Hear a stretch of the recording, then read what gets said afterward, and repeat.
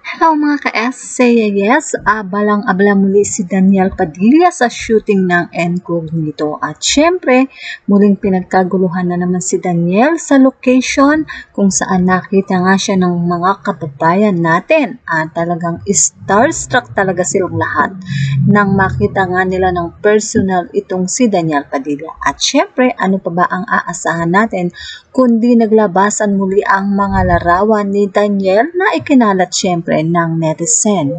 Say ng mga nag-post, very accommodating si Daniel at mabait. Magiliw na nakikipagkwentuhan at kapag may time ay nagpapaunlak sa kanila na magpa-picture. At isang netizen ang super saya din dahil napansin ni Daniel ang kanyang mga pagninda. Lucky din nga nitong si ate dahil bumili si Daniel. Narito ang say ng tendera ng mga biskwit na nabilan nga ni Daniel Padilla. Ang aga naman magbuena mano ni Ading Daniel Padilla. Nagpapark sila sa harapan namin mismo. Tapos, nung pasakay na siya, nalingon niya yung shop. Sabi ko kay Mona Bunaw, uy, interesado siya sa cookies. Abutan mo, dali. Tapos nung inabot ni Mona dahil nasa loob siya ng sasakyan, Diyos ko, bumaba siya at pumasok sa bake shop at nanguha ng madami at binayaran ng kasama niya.